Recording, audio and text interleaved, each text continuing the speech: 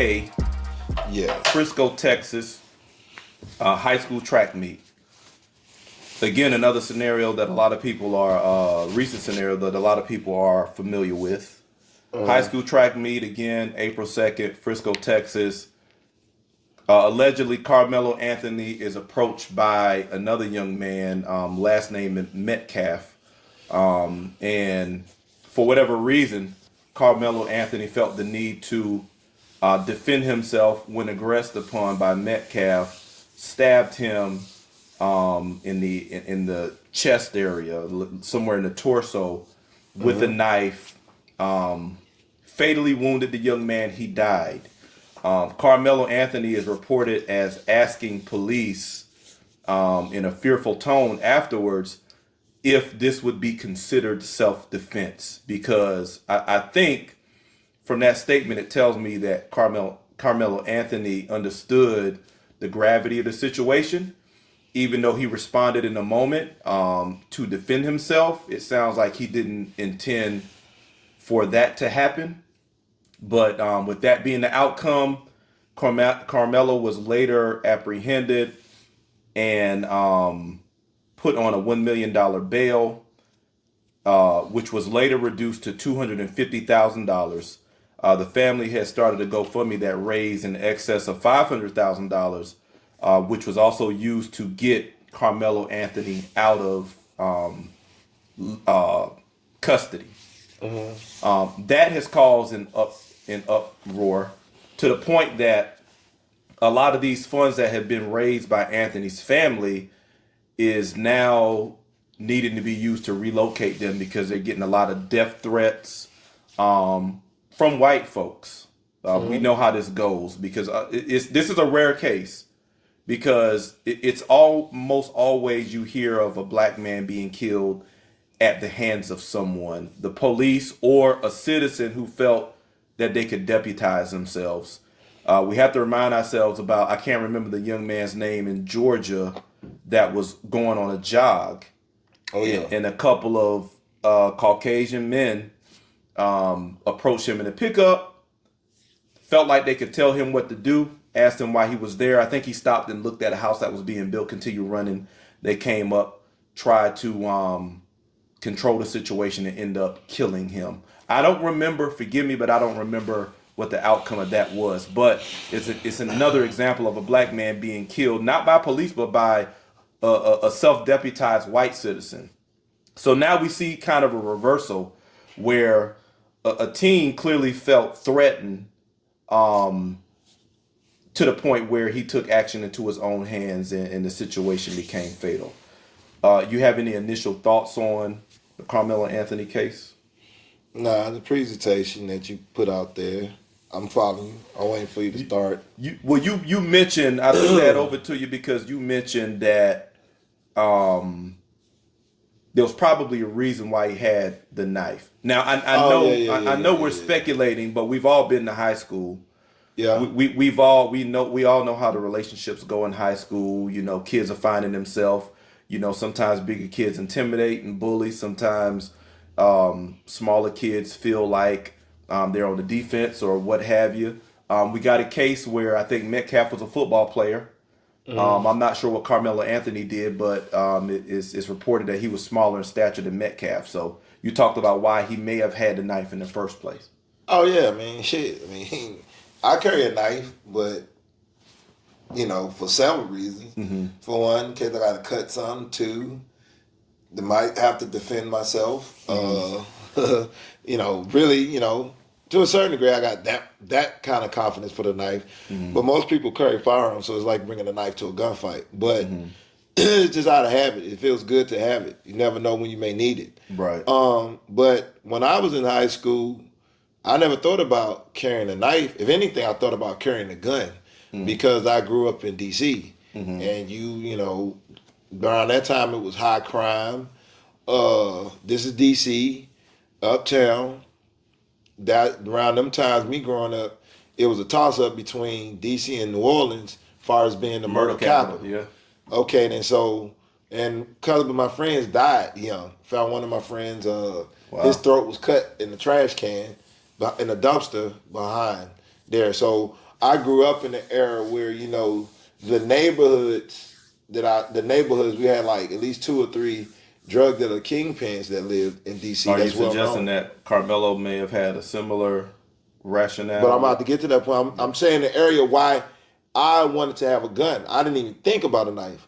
I used to live in Texas. Okay. Fresco is a nice ass town. Okay. It's like middle class. Fresco is not gangster at all because where I lived in Arlington. You got Capel, then you got then like out the Capel, then it's another town, and then Fresco. And if you was to go there, you can tell that this is where middle class kid, because you got to understand that Fresco is where the Cowboys training facility is. So and most of the time with the training facility, that's where the athletes live. So that's a nice neighborhood. That track that they was at is in a nice neighborhood. So why would a young black man have to have a knife there? You see what I'm saying? That's the reason why I'm using this scenario. It's kind of out of it's out of context. It's out of context. So yeah. So you think it might be something behind that? It got to be something behind it because now today's time to climb it now is bullying, people being picked on. Then when you hear about this situation, they had to have some type of encounters before then. Yeah. Because if Metcalf came to that with a knife, he know 9 times out of 10 them brothers are gonna be there. They play football. They quote unquote are superstars. So everybody knows them. Now I don't think Karmelo Anthony lived in that neighborhood, but I'm pretty sure if he was going to, because I think it was like one big track meet or whatever that was there. So he might live in Frisco, probably from another school, or it might be a community thing, but he was there for a reason. It was a track meet. Okay, then they making the So Metcalf was a popular football player. I didn't know. Yeah, he's a popular football. Yeah. Okay. All right. He's well known. They said he's like something like a superstar or some shit. Okay, like that. and that for his school. Okay. Okay, so he's already kind of got clout and girls and all that shit. He kind of got social power on his side already. Yeah, okay. And then they said it was raining, and everybody was running to get shelter. So happily, Karmelo ended up under, I guess, their tent or whatever they call it. And it was part of them brothers, whatever. And they walked up on him and told him to go. And for him to tell him, don't put your hands on me or you're going to see what happens. This is the thing. He told them, if you put your hands on me, you're going to see. Why would somebody tell somebody, don't put your hands on me if you ain't did it before? Sounds like he felt intimidated, and it sounds like he had a reason to anticipate that things might get physical. Maybe there was a history. It got to be a history because why would you tell somebody if somebody's walking up on me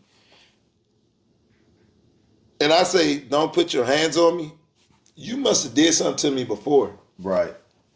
Or you have made a verbal statement the next time I see you, I'm going to kick your ass. Something. Right. For me to tell you, don't. Because if somebody's walking up towards me and I don't know, why the fuck would I tell them? For you to get on an immediate defense, there's something behind that. Yeah. And it's important. I'm glad you peering back these layers because a lot of times society outside of our community dehumanizes us to the point that they don't look at the human aspects of it. And a lot of times because perhaps unbeknownst to them, you are too accustomed to dehumanizing us. Yeah. So you're not looking at the human layers of the story that T-Rex is peeling back. He's putting you in the mindset of a high school scenario where you're not just going to tell somebody, don't put your hands on me. Or you're going to see what's going to happen. There is a history there. Can that continue? Yeah, that's just like you walking down the street and a white woman clutches her purse. Either she done seen it, she's been attacked, so she's already defending herself. Or she's been conditioned to think. Because she's been prepared. Yeah. So this young man, and they in school, and he got a knife. He told him, don't touch me, or you're going to see what happens. So let people say, well, how do you know that? Let's say, why would he say that? That means the brothers must have had to make a verbal statement before they got that close to him. Yeah. They probably said, we're gonna put our hands on you. Now, it was people around. Why nobody say, yo, chill out, that guy's too smart, woo, woo, woo, woo. So it's like whoever was around it wanted to see them white boys fuck with this black boy. There was already the context suggests that there was already a confrontation brewing. Yes. And that physically, Karmelo Anthony was on the short end of that confrontation, physically speaking. Yeah. Smaller in stature physically, Metcalf larger in stature physically, Metcalf having a lot of social capital, a lot of popularity, a lot of clout, the ability to project a lot of intimidation in his persona in the school environment. So as a man, as a boy, smaller in stature, you're on the defense with that. So we understand that picture. Now we don't want to suggest that we understand the mind. We know what Karmelo was thinking or Metcalf was thinking or what have you. But we're painting a human picture. We all share a human experience. We can hear these things and know that they don't just come out of thin air. These statements don't come from a vacuum. So that's where T-Rex is going with it. Okay, let me continue with that then. You know what I'm saying? He got the knife. And I want to say I heard it was Charleston White. I don't know, so don't quote me on this. And I'm not saying Charleston White. But I do believe I remember him saying in Texas, I think they have a stand your ground law there. And he carries like a pig poke and all this shit. Okay. But he also said that he has a right to use deadly force because if somebody is way bigger than you, their body is a weapon. And you of a smaller stature. This boy was like 135, 145, Karmelo Anthony. These brothers, two twins now walking up on him. They both over 6 foot and both of them are clocking in over 220 pounds apiece. Okay. So you talking about damn near 400 pounds coming at you, and you 145 soaking wet. Yeah. So there's a inherent intimidation factor there. You know, with Metcalf aggressing or approaching. I won't even use the term aggressing. I'll say approaching. Yes. In what clearly Anthony saw as an aggressive manner. Yeah, but this is the thing. As they was unfolding the story, Karmelo still did not reach into his book bag yet, or wherever his weapon was. When they got close enough and grabbed him, that's when he reached in his book bag and poked and came out and poked him once. Okay. So. And then ran. Right. After they let him go. Yeah. So now he's in a position where the question that's on the table is this self-defense? And that's the very question that he asked. The court is going to decide it, right? But that's the question on the table. That's a question he posed to the police immediately because I think Karmelo Anthony unfortunate that even black boys kind of understand the dynamic between law enforcement, the legal system, and us. So he's automatically fearful. He doesn't feel confident that his actions are going to be taken as self-defense, even though that's what he was doing, right? He doesn't feel confident in that. So as a kid, he's saying, is this going to be seen as self-defense? His first question, right? Which kind of shows the trauma in the black community. Just he that asked the police officer, is he going to be okay? He started crying. He broke down. He didn't want to do it. Am I going to be okay? So his response shows that, one, he didn't want to do it. He felt cornered, right? He felt intimidated. It was all out of fear. And he lashed out. A lot of fear-based behavior. But then, again, he shows you that really the underlying question is, when he said, am I going to be okay? Is this going to be seen as self-defense? The heart of that question is the law officer, is the law going to protect me? That is what was at the heart of what a boy, a high school boy was asking. Yeah. Will the law protect me? I did what I thought was right. Officer, will the law protect me? It's the same question we ask as grown men. before anything happens. When you pack on your concealed carry as a grown man, or you put it in your glove box or wherever you are at, and you got your concealed carry credentials, when you shut that car and crank it up, in your mind, is the law going to protect me? That's a lingering question for all black men everywhere. And that's a question that society doesn't want to hear from us. Shut up, comply, do this, do that. So I just bring that out because mental health.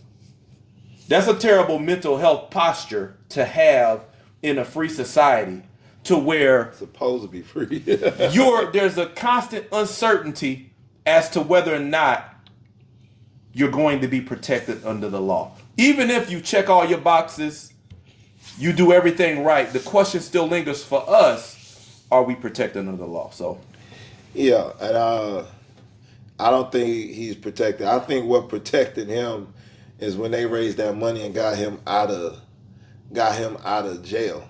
Now that put him in more danger. I'm gonna throw this out here and let you continue. When they got him out of jail, what happens next? Death threats to the family. Yeah. I mentioned in the introduction that when that bond was reduced from $1 million to $250, and they were able to raise money, get him out of jail, they had to use the rest of that money to relocate his family, because his family has become targeted by verbal threats all across the internet. So speak to. I think it was better for him to get that than to be in prison. I think he would have got hurt while he was in there. Right. So I think that money was that they funded saved him, because they got that money up real quick. I don't even think he had to stay a night in there or something. Yeah. They got him out real quick. Kudos. And his life ain't gonna never be the same. Yeah. Even if they relocate him, for him to feel somewhere safe, he have to go into a WIC program and be protected. Because even though you move somewhere else, people can still travel once they find out where you're located. So that young man's life will never be the same again. I'm gonna ask you this question because a lot of the racial tension with police brutality, killing towards the black community, in a lot of ways is an adult thing. We feel like it's an adult burden that we carry. I mentioned a law-abiding citizen with a concealed carry permit getting in his car. The question still lingering in his mind: am I protected by the law?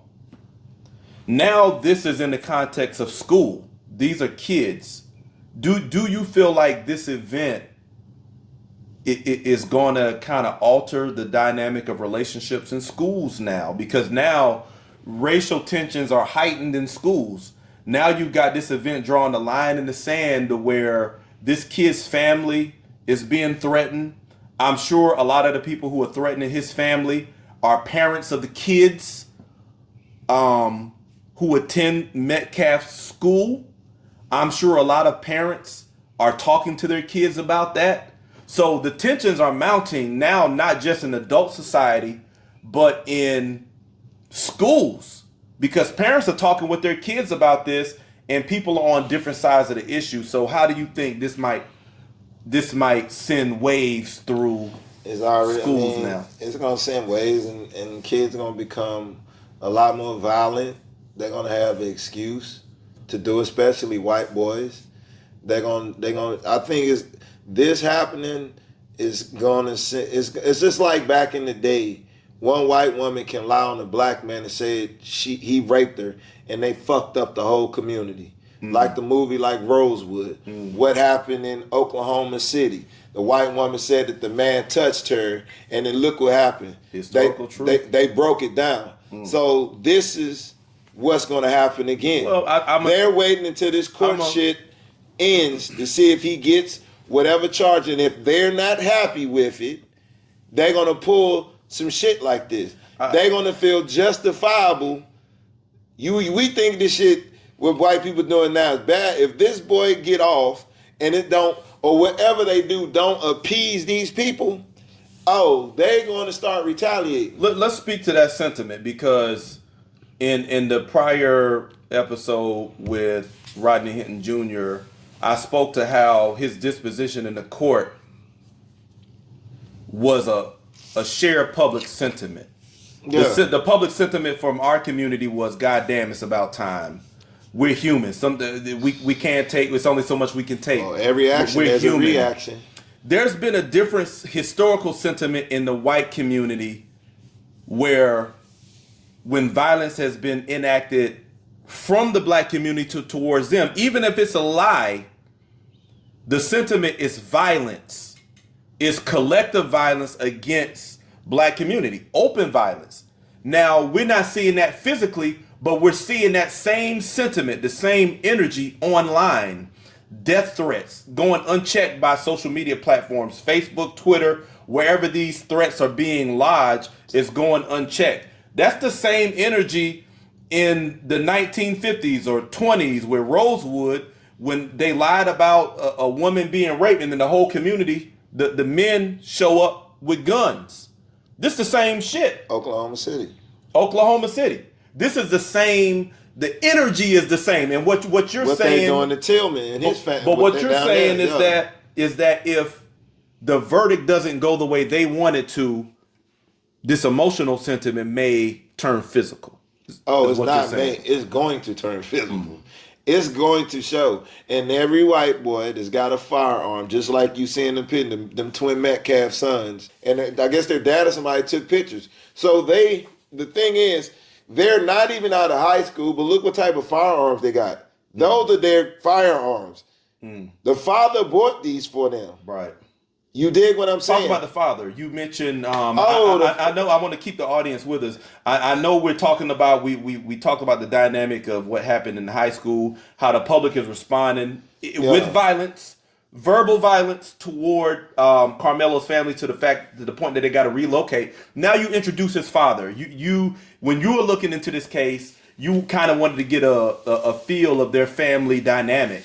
So in their family dynamic, you found that hunting, guns is a norm in the Metcalf household. Yeah. But you came across a video and you found out some additional things about Jeffrey Metcalf, who's the father of the unfortunately deceased young man. Talk to us about what you found. I found out that he sexual assault.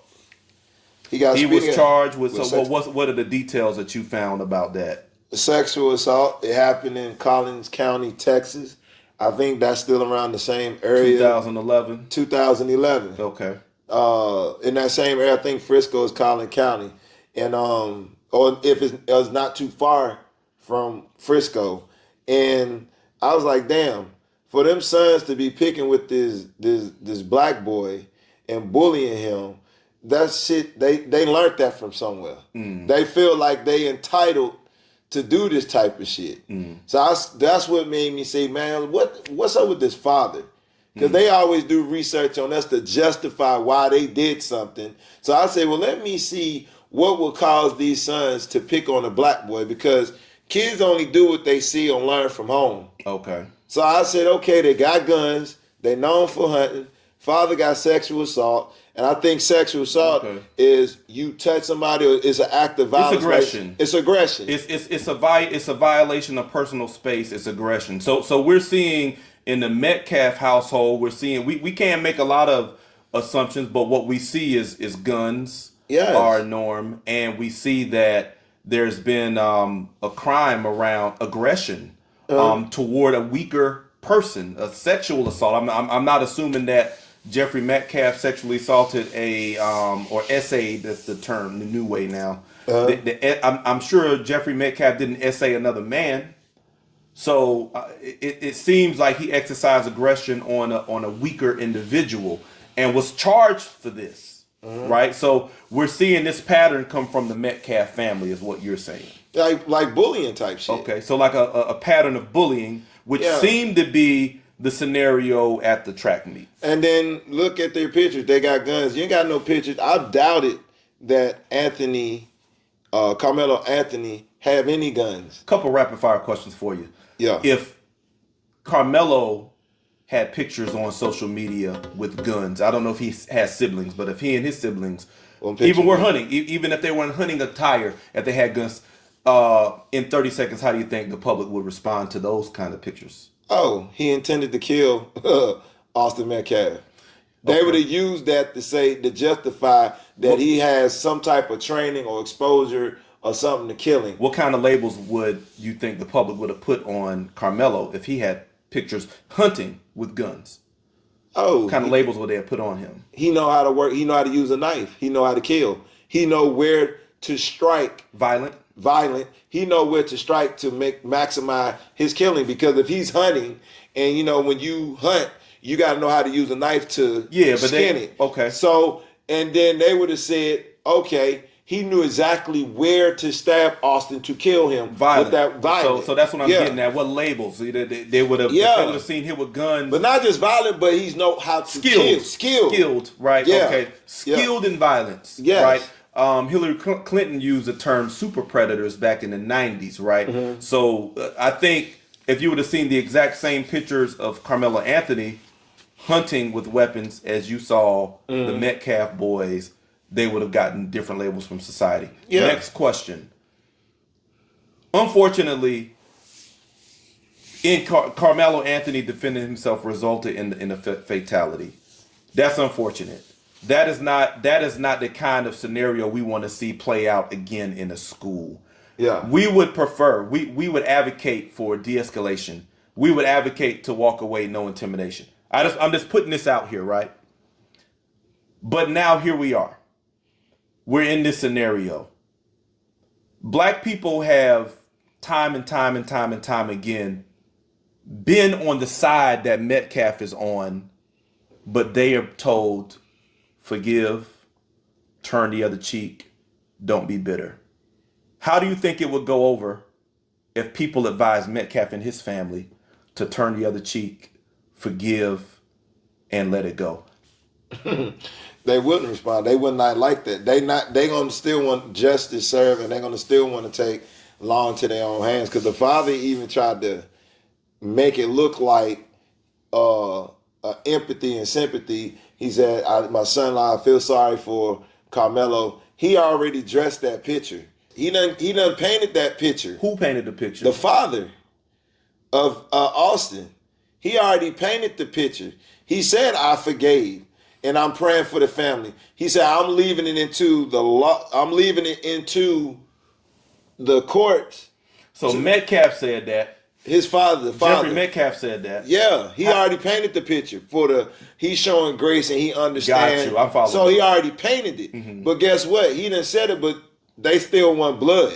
He articulated a trust in the justice system. Yes. And that he wants to pull back and let justice prevail. Yeah. Okay. But look, Karmelo's still getting death threats. The father done showed this Christian thing. Okay. So why y'all? But society is not. Yeah. Society is basically saying fuck that. Yeah, we still want blood. It's interesting, and I want to stay here. Because if the father said forgive me, you should be chilling out. Exactly. I want to stay here for a second because I want to turn the coin. I want to flip this coin because we talked about this with Rodney Hinton Jr. Yeah. His crash out was in the spirit of, I can't take it no more. We always getting told to turn the other cheek. Right. But the system is still doing what it does. Yeah. We are accustomed to hearing turn the other cheek, forgive. Even the grandfather of Hinton Jr.'s son came out and said, we all just need to forgive. We always get a Christian message spokesperson to kind of quench the anger in the black community when death has come by the way of injustice. Right. I'm just interested to look at that dynamic when white society receives that same messaging from their religion, Christianity. Yeah. Turn the other cheek, forgive. And really, this is exactly what I'm going to tell you. Do that. This is what y'all need to do right now. I know he was killed. It's unfortunate. My prayer is that this does not escalate because this raises tensions in that school and probably other schools where parents are having discussions in their household around dinner table about these kinds of scenarios. And so children are taking this energy into school to where now they are kind of looking at each other possibly in defensive manners. My prayer is that doesn't escalate and result in other situations. However, we're here now. So my message to the folks who are sending death threats to the Anthony family is forgive. Turn the other cheek. Yeah. You know, don't repay. I'm going to tell you what the Bible says because I've been a minister before, so I'm qualified to tell you this.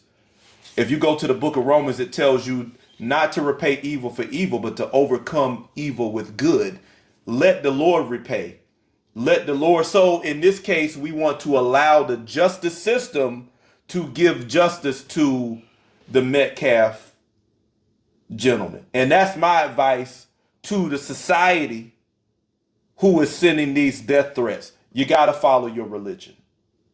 You got to follow your religion. And I can't imagine that you would have a problem with that because that's the advice we hear coming from y'all when it happens to us. So I'm feeding it back to you. And I don't know how you're taking it, but I mean that. Turn that other cheek. Even that, all that being said, that's nice and dandy, but when have they ever followed their Bible, their scripture? Yeah. Whenever they ever did it. I'd be shocked, but I wouldn't be shocked. Yeah. The reaction, what's gonna happen. This, it seems like it seems small for right now because everything is on pause until this court hearing. Yeah. But this thing is gonna pick up, man. I'm telling you, it's gonna cause some civil unrest. Put it like that. I'm gonna say some civil unrest, and we're gonna know who it's coming from. They're gonna feel justified doing it, and the powers that be is gonna take their time to stop it because they're gonna allow them to get shit off their chest. I'm just calling it for what it is. That's the same thing with this thing that happened in Cincinnati with that Rodney guy, because I feel sorry for any young black male, anybody black in Cincinnati right now, because just like they took that young man's life and that father did what he did, you think the police ain't gonna do the same thing? Retaliate? They got a chip on their shoulder now. I mean, that's they got a chip now. They might let this shit die down, but they always had a chip from back in 1992 to now. You just restarted the shit again. Now they feel like, we justify. They might say, they thought what we did back then was bad. Watch what we do now. Listen, this is OG's Uncut Conversation on the Culture. I'm just keeping it real. And that's exactly what we do, you know, because you can't get to the healing. You can't heal what you don't reveal. Yeah. So we got to keep it real. Even if I'm telling you, you need to turn the other cheek, and I'm gonna call it white folks. We know damn well y'all ain't gonna do that. We know damn well you want blood. We know damn well you plan to retaliate. That's the reality. You want us to turn the other cheek. You hate what Rodney Hinton Jr. represents because he lashed out. Even though he was delirious, emotional, distraught, and he lashed out, you hate what he represents. But that's a natural human response for them to do it. But they want it. It's okay for them to do it. But when we do it, it's a problem. You hate it. But they hate it. But see, that's that double standard shit. That's a mental health problem, like we've been saying. But that's what they do. Yeah, exactly. And that's what I'm saying. You hate what he represents, but that's your historical behavior. Mm-hmm. And so now we're telling you to take the medicine that you've given us, that Bible, turn that other cheek. But we know you ain't gonna do that because Jeffrey Metcalf already said, let this play out in the court of law. Yeah. He's a grieving father. He's hurt. Mm-hmm. I'm sure he's angry, but he understands that all these are human nature. The system needs to play out in the system, because if it plays out in the streets, then it's civil unrest, it's violence, and everybody gets hurt. So we don't want to see that. Mm-hmm. But that part of society doesn't care about the Bible. You don't care about the scripture. You don't care about order. You care about revenge. You're not even respecting the father's wishes, because he said yes, you're not even respecting Jeffrey Metcalf's wishes. Yeah. Yes. And it's a shame. That's a mental health disorder coming from that side of the society, to where you're so bloodthirsty, you don't even trust the system that's already biased in your favor. Yeah. The shit is already biased in your favor, and you still want blood outside of the system. Taking the law in your own hands, which you've Yes. been doing for years. So For years. you know, we just painting that picture. We see you. You don't give a damn about them scriptures. You want us to? Nah. And black people need to be aware, like I said. Yeah, don't turn your fucking back. Yeah, you can't be. You have your eyes have to be open, and they gotta stay open. This is just out of respect. This is just out of common sense, right? You have to be aware of the dynamics around you, and the dynamics around you is that even though Jeffrey Metcalf is saying let the law handle this, you got vigilantes out there. You got vigilante spirits who they're looking for opportunities and angles to strike, even if it's on social media, where you are mentally badgering these people, bullying them to the point that they have to raise money and relocate. That's traumatic. The strain in a relationship in these communities is crazy. It's crazy. And some of the things that these folks think is okay to do and say, it's crazy. And some of the things that these folks think is okay for us to tolerate is fucking crazy. It's inhumane. In short, ain't nobody going for that. So, you know, either follow your Bible or be met with your own energy. And I think take that how you want to take it. So, hey, everybody is operating in accordance with the law. But again, follow your book or be met with your energy under the law. So, yeah. Hey, man. That's real talk. It's chippy, boy. Yeah. Don't turn your back just because it ain't no smoke. Hey, the smoke is there. Just don't turn your back. Even after this shit died down, don't turn your back because the tension is out there. And I think when somebody shows you who you are, you have to believe them, right? Because these people who are sending death threats, man, are showing you who they are. They're showing you that even though the system generally works for them, how they really get down, that they like taking things in their own hands. Any other thoughts or angles that you want to touch with the Karmelo Anthony case? I mean, not really. I mean, I think we covered everything. I just feel sorry for the brother because, like I said, his life ain't gonna never be right. You know what I'm saying? And I just feel uncomfortable because I already know what's coming. Yeah. I already know it's coming. I agree. I feel uncomfortable too. You know, even because I can only imagine. Because you can't take the shit back. It's there now. You can't run from it. It's like, I'm just gonna say it like this. it might be like on some war type shit. You dig what I'm saying? And you can't run from this because if you do, it's like you're gonna give them the upper hand, and then they ain't gonna never stop. It's like they're gonna go for the gusto. It's like if we don't stand up and fight back, it's just like, man, it's gonna be fucked up for us if we don't fight back. It's like you cannot not fight now. I got to evoke the American spirit here because every time black people we mention fighting, it's always looked at as negative, criminal. We're talking about protecting ourselves, our family, our own interests in a legal manner. This country was built on fighting. This country was built on violence. Yes, but I'm speaking more to the purpose of it. Right. Not just violence, but protecting what they believe is theirs. Yeah. Right. Not allowing someone else to come in and disrespect or degrade what they got going on. And that's a constitutional right that our citizenship is built on. And that's the spirit that we're invoking on this podcast, that you got to protect yourself. You got to find the angles within the law to protect yourself. And you got to recognize people for what they are. You got people who are clearly willing to go outside of the law, outside of the system to strike back. So you got to be aware of that. The reason why I'm saying this is because these two incidents I wish didn't happen, and the reason why it's an embarrassment for them, the white people. They like, if we don't do something now across the world, across the because people in the other countries are seeing it, and everything, they embarrassed right now. They embarrassed. That's another reason. They embarrassed because we've been known for keeping our foot on everybody's neck, especially ours. And they do this to us.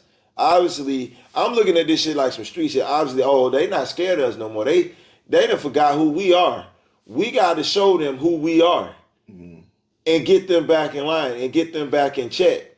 So these incidents, when I look at these incidents, we need to look at it like, dog, none of us are safe. This can happen to one of us or our children. So this shit is not, it looks small, but it ain't small. Because this sent them all on a wavelength now. It sent them on a wavelength. And they just waiting to see what the court, he ain't getting life. He getting some time, but he can get parole. Oh shit, hell no. They got to. That's what they have always fucking done. But this is the thing. Both incidents, one dealing with a civilian and one is dealing with the police. So we just not dealing with white people being mad. We dealing with white people, civilians, and we dealing with law enforcement. Being angry. You're damn right. So we got two coming at us.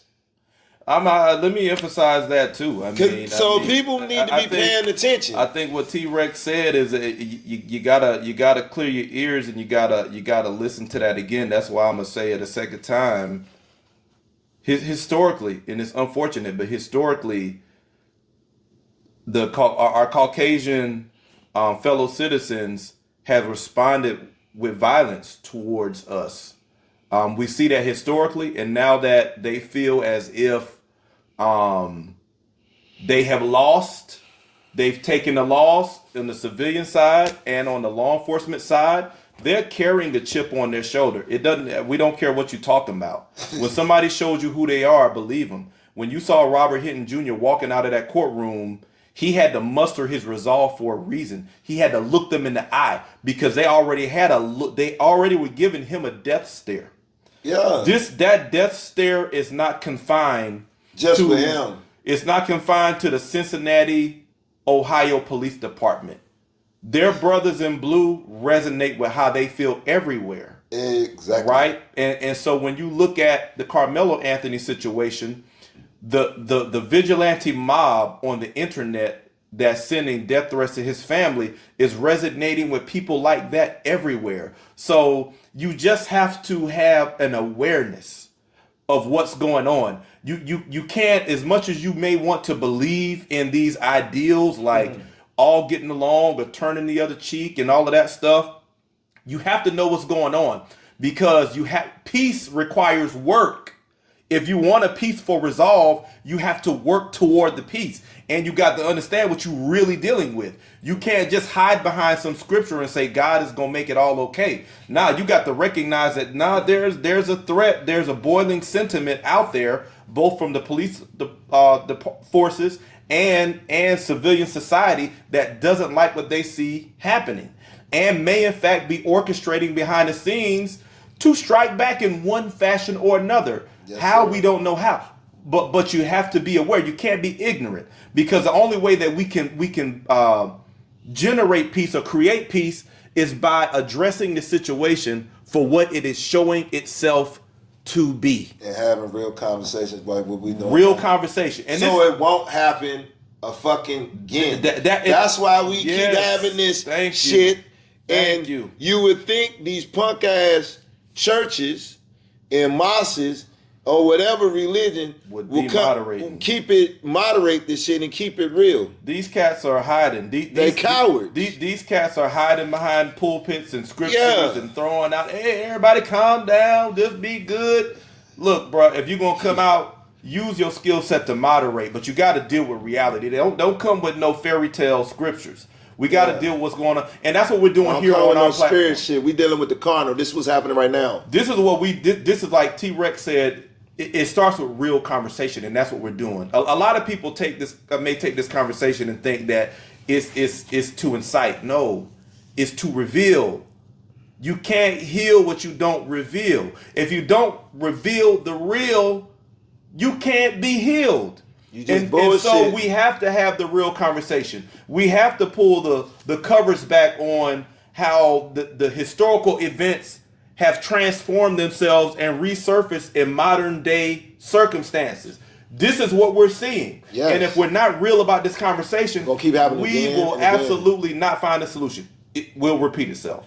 As T-Rex is saying. So Yeah, it's uncomfortable, but you got to do it. If you don't want it to keep happening, we got to have these real conversations. yes, we got to be real with these conversations, man. So with that, any last thoughts on? That was my last thoughts on that. Okay, one. all right. Well, again, after all of that, because it's heavy, it's serious, it's unfortunate, but it's necessary. This is OG's Uncut Conversations on the Culture. Again, this is a taboo place that we just went, but that's what we do. We always go there. That's what we do, and we're qualified to go there. We talk about firearms. We retired military veterans, retired Marine captain, 20 years. I've been enlisted. I've been an officer, Army war veteran. We know how to handle weapons. We know how to use weapons. We know how to responsibly control weapons, right? So we're qualified for this part of the conversation. We're qualified to speak directly to police departments, their dispositions when they administer force on civilians. We're qualified to talk about that. I've been a minister in the church. He's been in the church. We're qualified to speak to pastors who are speaking in symbols only and not in action. Mm-hmm. We're qualified to speak on scriptures that it's not time to invoke those things. We're qualified. I've been a minister. I've done that. So we're not just pulling stuff out of, we're not just speaking out the side of our neck. We're speaking from a place of authority. I was blowing smoke When we saying this, the psychological, spiritual, religious part, and the military, law enforcement part, we got all of that covered. That's why we can go in these places and conversations and be real on OGs Uncut. A lot of people can't do this. Y'all scared to go there. That's why you need to come here and hear it